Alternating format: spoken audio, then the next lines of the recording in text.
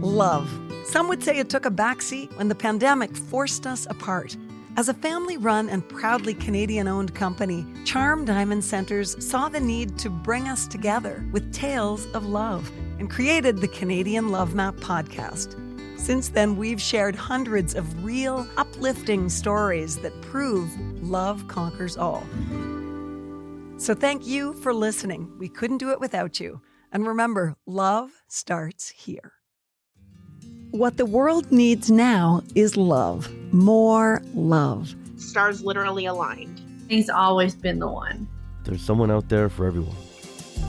I'm Nancy Regan, your host on the Canadian Love Map. We are on a journey to uncover and share love stories of all kinds. He's never forgotten to bring me flowers. We're hoping we're going to give a little good news to this world. Even in these dark times, the life continues to go on. It's all about compassion, devotion, adventure, and of course, love. Everybody needs somebody. Everybody needs love. This is the Canadian Love Map.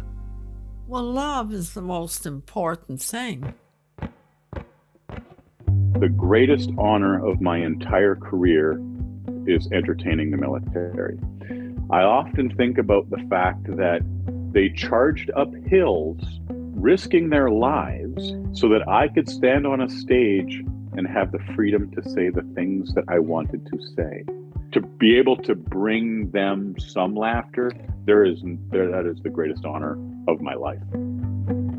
Today's love story belongs to Lars Callieou from, well, everywhere.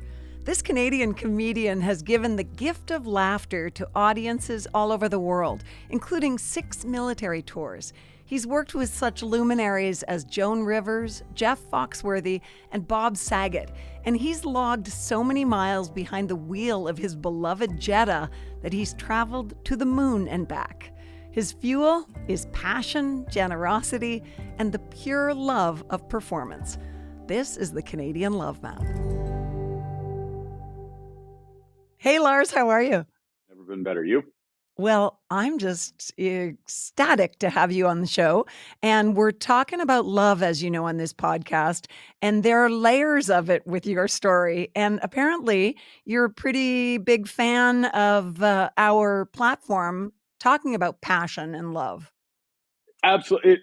It's going to sound silly. It sounds cliche or contrived to say that I love people who are passionate about the things that they do. One of my favorite quotes was a great comedian named Mike Wilmot quoting a jazz musician. So this is broken telephone game. But the quote was, there are day people and there are night people. And day people work all day just to give their money to night people. Ooh, I love that. And I interpret the quote, and I talked to Mike Wilmot about this. We were just doing a festival together last week. I interpret the quote that a night person is anybody who does what they love. You could be a carpenter who just loves woodworking. You could be a ballroom dancer. You could be a truck driver. If you love that thing you do, when you wake up in the morning and you can't wait to do that thing you do, you're a night person. And the day people who work all day and toil and then pay your bills, pay your salary, whether it's coming to a comedy show or listening to radio or watching television, any of those things. I love the idea that these people who are passionate about the things that they do, and your whole show is based on the love of all of those things. It doesn't matter if it's, working out or driving a car to faraway places for the past 20 years. Speaking of which, there's no shortage of passion on your end of this connection. And I want to rewind to the beginning. Tell me about what your childhood was like. We're getting right into therapy, Lars. Oh, well, excellent. I was born in northern British Columbia, and just after I had turned like 6 years old, my parents had a hit song. They had a song that charted on Billboard, 1980, 1981. It charted on Billboard, and I realized that this is mostly audio. So I'll post this to my Instagram. You can find it on my Instagram, but it's a picture of my parents in the 80s with what they did. Oh, my gosh. They were a band called Colombian Gold Rush, and once the song was a hit, I mean, there was real circuits back in the 80s. You played 6 days a week because there wasn't DJs. There wasn't a lot of Nobody wanted to listen to a jukebox. It was live music. And from grade 1 to grade 8, I toured with my parents' band. We would sing at weddings and rodeos and sometimes jam sessions on Saturdays, but we weren't allowed in the bars for the most part. And we just, for anybody old enough to remember, the Partridge Family, or just drove around and listened to my parents sing every night. That's incredible. So you had as role models true night people. True night people. That's what they did for a living, pretty much their whole lives.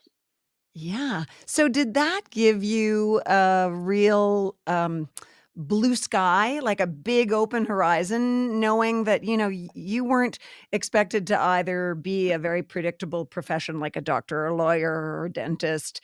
Did you just always feel like the world was your oyster and you could do anything you set your mind to?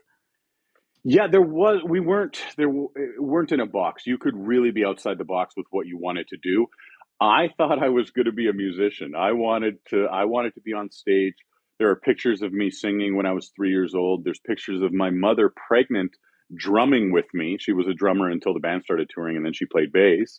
And I grew up on stage, grew up with a microphone in my hand, and I was on stage singing a song called Nobody with my sister. I have a sister who's a year older, and my voice broke. So when I hit puberty, I went from being this cute kid who was cute on stage to realizing that I couldn't sing and I couldn't play anything. I tried guitar and piano and drums, and I bass for a little while, and I was dreadful. It was music that gene skipped me. My brother and sister can play everything, and I was so bad at it.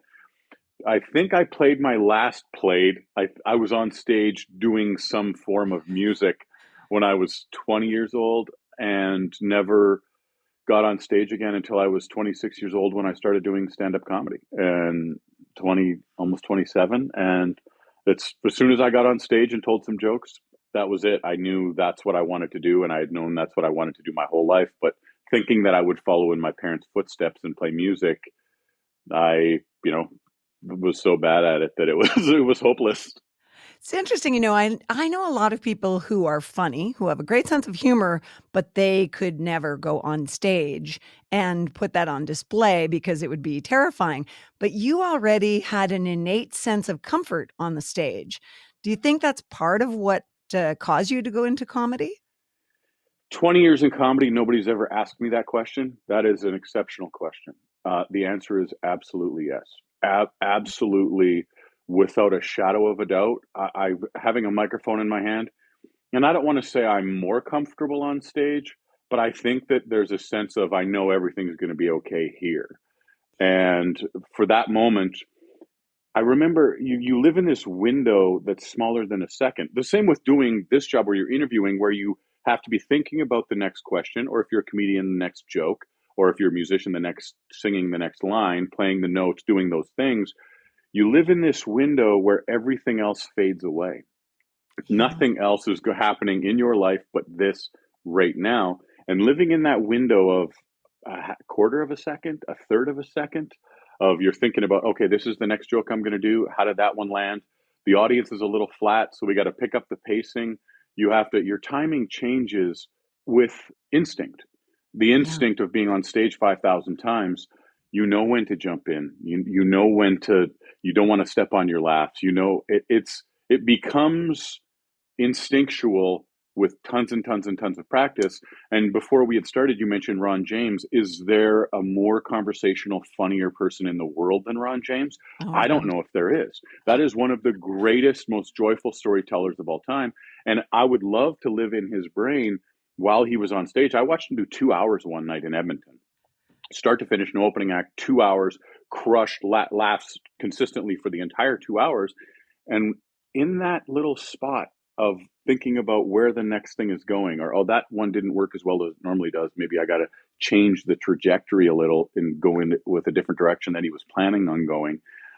It's so magical. So being on stage and living in that window, everything else fades away and everything is okay for that 45 minutes, 60 minutes, 25, however long you're doing that night. So it's the happiest place in the world. Yeah, that's an amazing example. But I think what I hear from you is very much what I tell people about stage presence. People say, what is that mysterious thing or mystical thing called stage presence? It's presence. It's really being completely in the moment. And that's what I'm hearing you describe. And that is an escape in a weird way. It's absolutely an escape. That's the right word for it. I love it when you see somebody who, and the it factor, the X factor of anything. Like, why did Ron James get bigger than anybody he started with? Why did he reach the level of the Mike McDonalds and the Derek Edwards and Mike Wilmots, those comedians who, Kathleen Madigan, I've had a chance to tour with her. That stage presence thing, it's certainly the confidence. It's often a subdued, quiet confidence where they know that they command the stage. But that stage presence, when they walk on and everybody in the room can feel the energy change, Right. that is one of my, because I've seen Ron James live, I think 3 times, but at festivals, and then once where I got to see his full show. When he walks on stage, runs on stage, the energy changes in the room. And you could be at a party with him, I would imagine, and when they walk in, the energy changes. And, I'm not a huge aura person but they have that stage presence comes from this years of practice, but also it was kind of always there from the beginning. It's always, I think when you started in this business, the reason that everyone's like, well, that person should be doing interviews, that person should be on radio or television, it was there from the beginning. It kind of, and so it sounds so cheesy, but when they talk about Michelangelo and they're like, how do you see your creation? He's like, well, when the block of granite shows up, it's already there. I just let it out. Yeah, I just chip away the extraneous stuff and I just remove exactly. It's already there, and it was there with whether musicians or comedians or media people. It's there. You have to want to do it. It is such a thankless and tough row to hoe. You have to be willing to do it for no money for a really long time before it might one day pay off. But man, is it ever worth it? Yeah, right on. First of all, Ron James is going to be really upset that we talked about him so much. Second of all, when did the funny, as he refers to it sometimes, really start in you? When was the funny discovered by you? 6 years old, the first time I heard a joke. The very first time I ever heard a joke. Really? I remember after I was 6, 7, 8 years old, every year for my birthday or Christmas, my parents would get me joke books and I would memorize jokes and I would change the wording of them from the time I collected street jokes from the time I was 6 or 7 years old till the time I was 18. And I memorized somewhere between 5,000 and 10,000 street jokes and can still recall most of them. So I loved the laugh. I love the entertaining. I love having people captivated. And I used to have this bet that we would do where if somebody could start a street joke and I couldn't finish it, I'd give you $5. But if I could finish it, you owe me $5. And I never had to pay the $5. Oh my gosh, that's like Malcolm Gladwell's 10,000 hours theory, right? That's how you get to excellence. It's time spent, it's practice, and you put the time in by the sounds of it, but it was driven by passion. Your motivation was because you just enjoyed it so much. That was your engine. Yeah, and I there's probably a lot of people, if they're tuned into this, going like, Lars Callieou, I've never even heard of that name. He's been around 20 years. I've never heard of him. And they sometimes hear you on CBC or they'll see you on the Comedy Network. Okay, I kind of know. Like I'm sitting next to somebody on a flight. They're like, do I know you from somewhere? Yes. And I was like, do you watch Comedy Network? And they're like, oh, you're the guy. I saw you on, So there's those little moments. So I say that as a preface to say I'm not comparing myself to Wayne Gretzky. When Wayne Gretzky practiced, he did it just because he loved it. There was no other reason. He didn't have these dreams of being the greatest in the world, or maybe he did. But when Walter told the story, he said, I put a rink in the backyard, not because I was trying to nurture this love of hockey. I did it because I was sick of driving him to the rink and I didn't want to have to drive him to the rink anymore. So if I put a rink in the backyard, I didn't have to spend 6, 7, 8 hours down at the rink every day. And I could watch from the comfort of the kitchen window. I remember being 12 or 13 when A&E's Evening at the Improv came out. So it's the mid 80s. A&E's Evening at the Improv comes out. First time I've seen stand-up comedy that wasn't, because I wasn't allowed to stay up for Carson or any of the late night shows that were on. So there was daytime stand-up comedy. I could memorize a comedian's 5-minute or 7-minute show watching it once, and I would go to school and recite it. I would be able to do their acts, and I would act like, hey, what's the deal with, like, I would be doing that. I remember, I believe it was an Adam Sandler joke, and it was one of my favorites to tell. And obviously I wasn't a comedian back then, so I wasn't lifting bits, but he has this great joke about Wilt Chamberlain where he says the basketball player Wilt Chamberlain scored 100 points. That's a record of 100 points. And he goes, this is my impression of the opposing team's coach during a timeout. Okay, who's covering Wilt? It's like, No one. yeah, it's like you might want to stick a little closer. And and there's the second part. He goes, this is my impression of Wilt's team during the same timeout. Hey, Wilt, I'm open. Pass the ball, buddy. Yeah. It's like my family drove 3 hours to see me.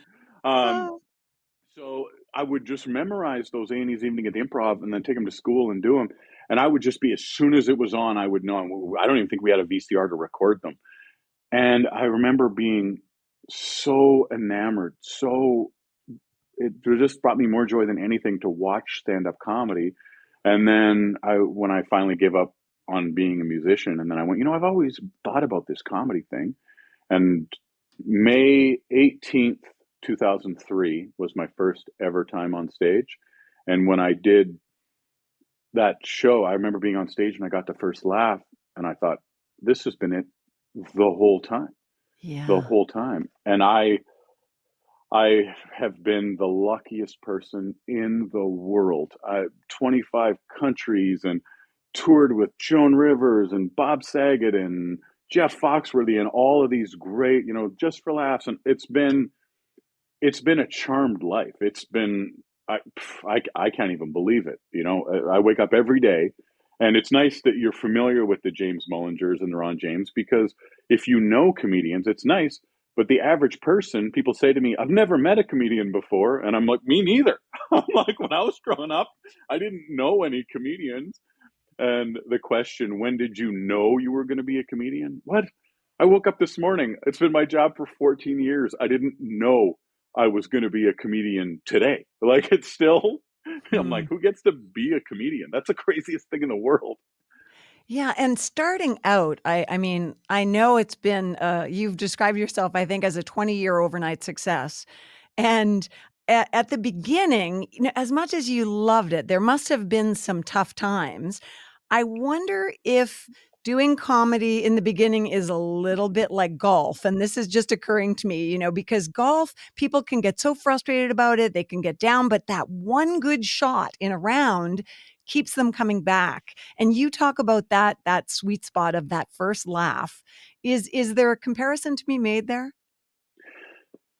Maybe. I think there's a great quote about golf. I think it was Arnold Palmer, and he was golfing with media, like a reporter, writer, journalist or something, and the journalist was getting mad about how bad he was playing.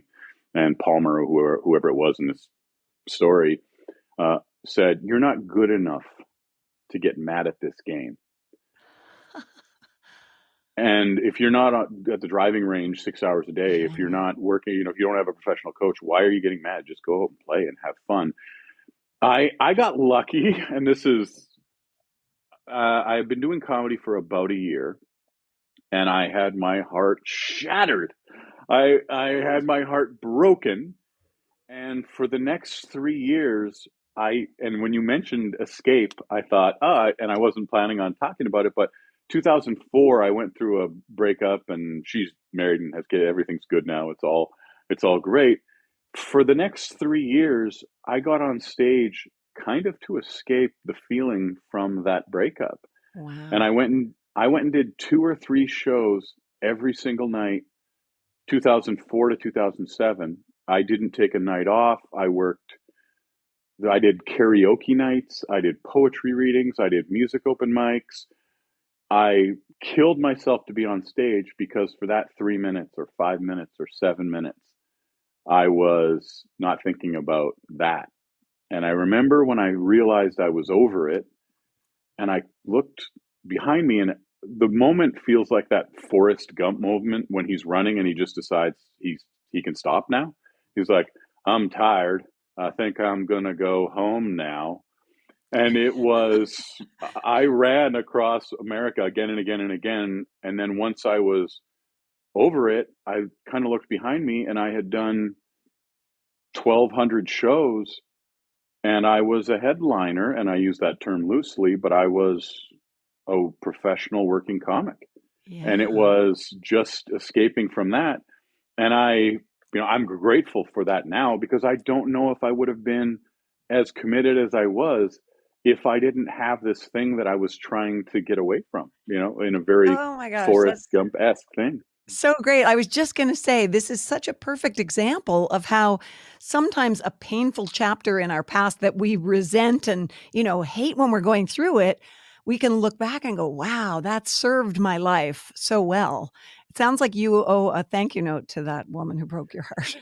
Yeah, and her parents are amazing. Like, her parents, I still drop off Christmas cards. They're like wonderful, wonderful people. So yeah, you're right. It was pretty lucky. It didn't feel like it at the time.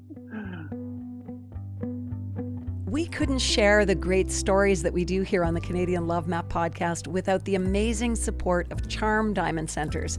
They are Canada's largest family-owned jeweler, and they're proud to be putting love on the map. The folks at Charm Diamond Centers are thrilled to be a part of your love story. So visit charmdiamondcenters.com or one of your local stores. Love starts here. When you deliver those cards, are you pulling up in your car? I am. Okay, so that's my way of segueing into the other great love story in your life. Well, I'm sure there are many, Lars, but I want to talk about silver. And it's not just because that's the color of my hair.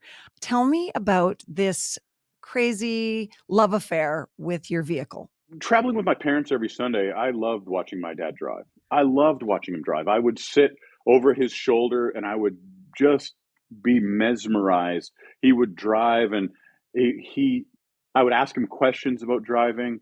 So I was on the road every Sunday for my entire childhood. We would travel to a new town and set up the equipment. And when I quit my day job, Canada Day 2009, I quit my day job. And I knew I would be putting a lot of miles on a car. Western Canada, anywhere in Canada, you travel far. You regularly would drive from Edmonton to Regina, 800 kilometers for one show. Saskatoon, 500 kilometers. Grand Prairie, 500 kilometers. Tumbler Ridge, wherever you're going. Kelowna is 1,000 kilometers. So you're driving regularly. Any given month, if you're working a lot, between 4,000 and 8,000 kilometers a month. It's pretty common. And I knew I would need a car that was good on fuel. So 2009, when I quit my day job, I knew exactly the car I wanted. I had pictured it in my head. I knew when I was going to be trading in my my BMW. I was trading in a 3 Series BMW. I knew it was going to be a diesel Jetta. So I went to the dealership and looked at a few different cars, and I had in my mind what it was going to look like. And I knew it was going to be silver as a tribute to the Lone Ranger. I was going to say that makes you the Lone Ranger, right? I guess. Yeah. And I got the car, drove it off the lot. It either had 28 kilometers on it or 58 kilometers on it. I can look at the bill of sale, but it was brand new. So I drove it off the lot halfway through 2009, brand new Volkswagen Jetta, silver. And I remember thinking, let's put 500,000 kilometers on this. Like, let's see if we can get to 500,000. And after about a year, I realized, I think I can go to 750, like 750,000 kilometers. We could do that. And the car's been running like a top, original engine, original transmission, knock on wood. Are you a mechanic? How do you do Nope. this? Regular maintenance. It's Wow. the one thing where it's, my biggest possession is the car. So I treat it well and look after it and maintain it.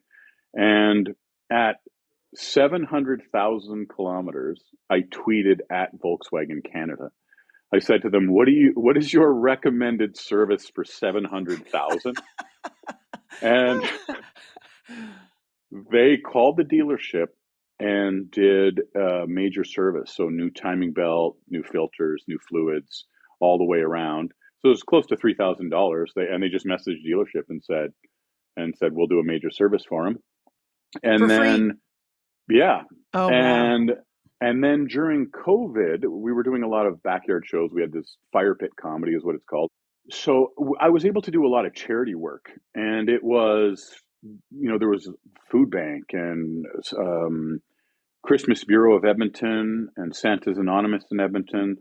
And we were donating a lot of our shows, and then the money was going to them. So we ended up donating over $20,000, but we were doing the show. So I don't really want credit. It wasn't my money that I was donating. We were doing the shows, and then other people were donating the money. Sure. That's a contribution. Yeah, but I'm going to give you credit. You don't have to take it. Okay. I'll give it to you. Okay. Very un-Canadian to take credit for anything. So I'm like, no, don't give me credit. Other people donate. So I submitted the car for this thing called Volksgiving. So every year they take some of their Volkswagen owners and they recognize them, and it's on YouTube. It's in a commercial. So they called me and said, we've never had anything like this. At that point, my car was at 719,000 kilometers. And so this was October of 2021. And they put my car in a Volkswagen commercial, and you drive around and they talk about you and your car, and then you drive through this big banner, and then they give you a prize to say thank you. I guess it's a gift to say thank you for being a good customer. And most of the people that receive the Volksgiving present are people who have done a lot of work for the community or a lot of charity work. And I was just fortunate enough to be a part of that and have a car that's been a dream. So they sent me on an all expense paid trip to New York, and it was supposed to be for two people. I was single at the time, so they were sending me on a 5-day trip, and I said, well, I'm going by myself. Can you make it 10 days? Like, I'll just extend it out because I'm not paying for something. I like don't your have attitude. Another person's flight. And so they said, when would you like to go? And I said, New Year's Eve. So the trip, I stayed in the Knickerbocker Hotel, which is one of the oldest, most historic hotels in New York, right in Times Square, and had a ticket to watch the ball drop from the rooftop bar called Cloud9 at the Knickerbocker Hotel. And 2021 going into 2022, this one of the greatest dinners I've ever had. Live jazz band walking around playing while you were there, and then you went out onto this rooftop patio, free drinks, top shelf, anything, champagne on all the tables, and then watched the ball drop and become 2022, all because I had a car that I drive to my dream job. It's been wow. Like, I don't know. Yeah, I don't know how you end up. That's really with great. That kind of... What are some of the greatest places the car has taken you? I really like that it's been to north of Whitehorse. There's a place called CarMax. We had done a show there, myself and a comedian named Scott Belford. And Scott and I had done the show in CarMax. So that's as far north. And then you drive south from Whitehorse into kind of the panhandle of Alaska. And so it's been to Alaska. And in 1 year, it went from minus 48 degrees in Fort Nelson, BC, to Las Vegas, where it was plus 44. So there was a 92 degree swing in where it had been. So I think Alaska is really one of the fun ones. It's been to Chicago, as far east as Thunder Bay in Chicago. I really do want to get it to Newfoundland. I really want to get it because it's been to Tofino, which is as far west as you can go in Canada. And I wanted to get as far east as you can go. As of today, it's at 817,000 kilometers. Okay, that is ridiculous. You're really shaming the rest of us. Lucky, just absolutely. And a lot of highway miles. So if you're on the highway for all of your miles, it's, I think, a lot easier on the car than stopping and starting. But Lars, maybe it's because the car enjoys the adventures it has with you so much. Maybe that's what it's just not willing to give them up. Is it true that silver has taken you to the moon and back? Yeah, it has. Christmas last year was the day I was coming back from Mom's when we returned from the moon. And I messaged NASA to let them know. I'm like, hey, it's 384,400 kilometers to the moon. That's the distance to the moon. So we returned from the moon 768,800 kilometers. And on Christmas Day of 2022, I was driving back and I pulled over and took a bunch of pictures and made a little video. So my car has been to the moon and back. We're on our way back to the moon now. So. That's great. I was going to ask you about the fact that you've worked with a lot of people, big names, as you mentioned earlier. And the three comedians that I know, you, James, and Ron, have in common that you're really just good people, who are not cutthroat. I think a lot of people would think of comedy as maybe a cutthroat business. But I'm starting to think that's not the case, because the people I see who are really successful are fantastic people. I think in order to reach the level of a Brent Butt from Corner Gas, you had to have been the type of person to send the elevator back down. I think in order to be really great, I think you can reach a level of greatness that, and I'm not comparing myself to any of these people, just to be perfectly clear. I am. No, God, no. So there isn't a sense of competition. One of my best friends, when he started out in comedy, he was just a force. And I remember his name is Sterling Scott. Most people would have heard of him. He's he's like a brother to me. And he was from day one a real force. He was going to be amazing from day one. And it was so easy for me to recommend him to the showcases. And I didn't do anything for his career other than open the door a smidgen, like this tiniest amount, and he just kicked it open. All I had to do was get him seen by one or two people, and they saw what all of us saw. It's so easy to champion. There's this great comedian named Ryan Short, and Ryan had reached, he did a CBC recording, and he had done a couple of things and done a few festivals, Hubcap in Moncton. And he's such a good friend, and he works so hard that I said, here's what I'm going to do for you. I'm going to take you with me to Australia. I tour Australia 3 months a year, and I go, we'll sort it out after. We'll book shows after to pay for it. But he's at the point where he should be getting seen internationally, because it bumps you up here in Canada if they know you've done the Melbourne Comedy Festival, and they see you, oh, he's not just a local guy who's headlining Red Deer twice a year. He's a guy who's been to Melbourne, a guy who's done shows in Sydney, a person who's, traveled the world. It's so easy to champion any comedians. So there's a wonderful comedy festival called the Great Outdoors Comedy Festival. If people have not heard of the Great Outdoors Comedy Festival, look it up. It is now nationwide, and we're talking Kevin Hart and Russell Peters and Louis C.K. and Jerry Seinfeld. They're booking the biggest name acts in the world. So they were looking for opening acts. And I said, I got the perfect, she's going to be great. And I called her, a very funny comedian named Katie Westman. Katie Westman is wonderfully funny, and she works hard, and shows up on time. She's great comic. So I said to her, I just recommended you for a show. Again, they would go watch your tapes. I'm not taking any credit. And I said, when you get the gig, you owe me a bottle of whiskey. And she called me and she said, there's no way this is real. Yeah. And I said, well, okay, we'll see. And she was opening for Whitney Cummings and David Spade to 5,000 people in Calgary. And she's like, there's no way this is real. I'm like, okay. And she bought me the biggest bottle of whiskey you could find. I didn't want to, I just wanted a little one. But championing those people is so easy. You see them working hard. You see that they're funny. You see, and if somebody calls you and says, hey, we're looking for somebody from Calgary to host the show, who would you recommend? Well, the hardest working people. There's this story about the Oilers in the 80s, and they called the farm and they said, we need a player during the playoffs. And the coach said, do you want my best player or do you want my hardest working player? And the coach said, I guess your hardest working player. And they sent up this guy named Kelly Buchberger, who went on to win a couple of Stanley Cups and was a captain of the Oilers. You can outwork everybody and be good. You can have enough talent that's comparable to everybody else. And it's that one recommendation. It's that one, people see your hustle, they see your passion, and they're like, hey, use Katie. She's great. And she killed it. So they used her in Calgary, and then they liked her so much that she went and opened for Amy Schumer in Edmonton to Oh my 4,000 people. gosh, hmm that's wild.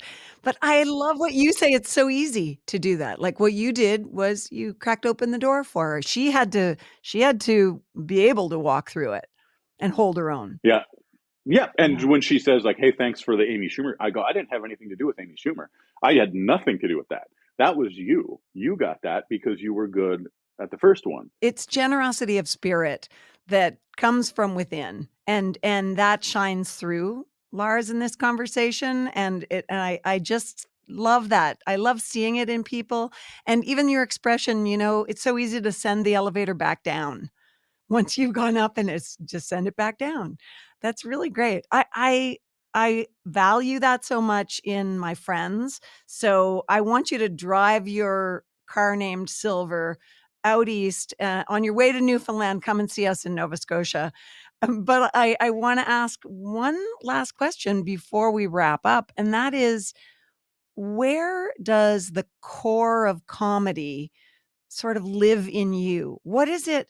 What is your truest love of comedy? Uh, I mean, being on stage would probably be the simple answer. Having grown up on stage and always wanting to be in front of people, winning a drama award in grade 9 and always just wanting to be performing, always wanted to perform. But there is this moment when you've got an audience really loving what you're doing. I have when you can sit on a joke and you can sit on a punchline and it'll get a couple of different laughs, like they'll laugh at it once and then they're really enjoying this stuff. I have one of my favorite new jokes is if you don't think the patriarchy exists, if you don't think men have called the shots for way too long, there was a woman in the 1950s who invented a device that would help you retrieve your canned goods from the back of your cupboard or pantry. You just spun a tray and you grabbed your cream corn. Did they call her innovative, Susan? And, Oh, that's and great. when you've got an audience buying into your sensibilities, when they're on board with what it is you're doing, and when you've got them laughing so hard, and afterwards you'll think about, maybe I made somebody's day better. Maybe somebody came in here Mhm. carrying some burden or some problem that we got to take that away from them. That's not what you're thinking at that moment when you're on stage. There's a moment when somebody finishes laughing really hard and they go, that moment in comedy, that and number 2, a close second, is when somebody slaps the table. When somebody laughs so hard that you hear them slap the table, those 2 moments are the moments when I think that was it. That was that was the essence, the soul. That was the DNA of what I love about this thing, is that you hear and you're like, gotcha. Like that's my favorite. Yeah. Well, that's generosity too, though. That's giving. And in a heavy world, you bring lightness to people's lives. And I guess there's no better example of bringing that lightness than your military tours you've done. Tell me about that giving back. It's going to sound cliche, but I think that the greatest honor of my entire career is entertaining the military. And the idea that while everybody owes a debt of gratitude to the men and women who have served before and are serving and will serve, comedians owe them a little more. I often think about the fact that they charged up hills, risking their lives, giving their lives, so that I could stand on a stage and have the freedom to say the things that I wanted to say. So everybody owes them something, but comedians owe them just a little more. So when I did Kuwait and Iraq twice, we did 24 bases the first time, and then we got caught in a sandstorm the second time. So we only did 12 bases the second year. And then we had done Dubai, Abu Dhabi, and a country called Kyrgyzstan, which there's not even a base there anymore. We were the last comedy show before that base left Kyrgyzstan.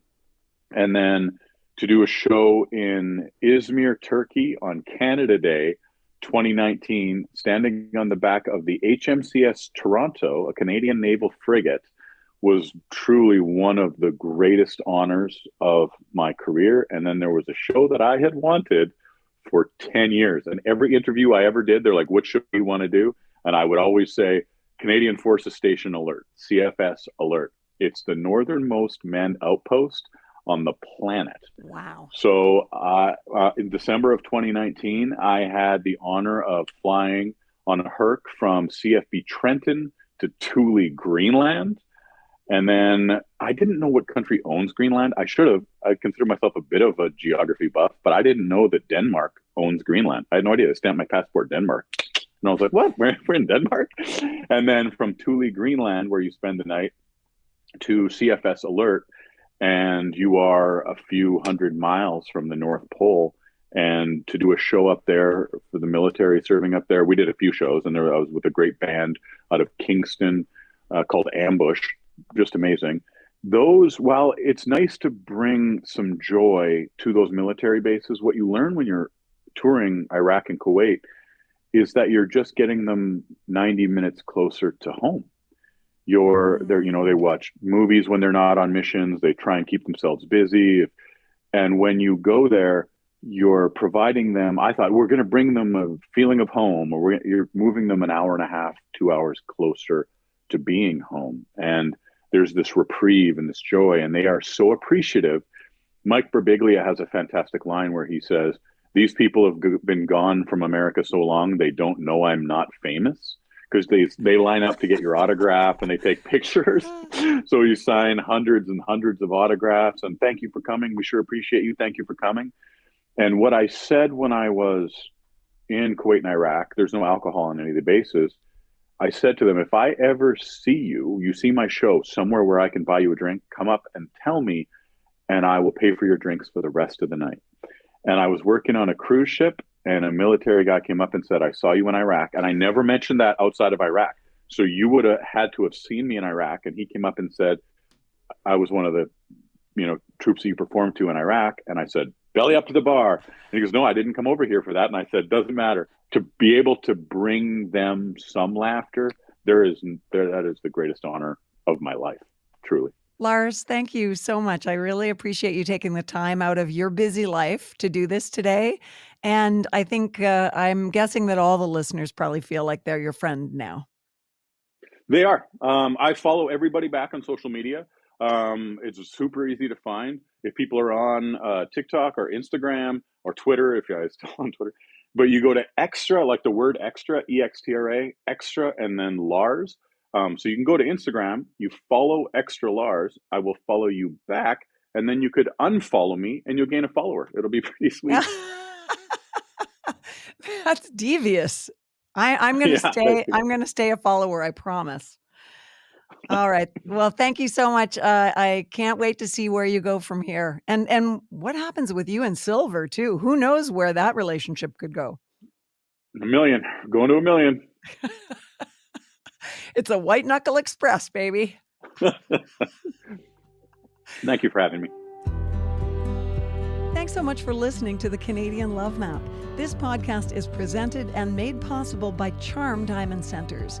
It's hosted by me, Nancy Regan, and is produced and distributed by Podstarter. We love sharing love stories of all kinds, and that could include yours. So do you or someone you know have an uplifting tale to tell? Reach out to us on Facebook or Instagram using @CanadianLoveMap or email producer@podstarter.io. We'll be back next week with another love story to add to the map.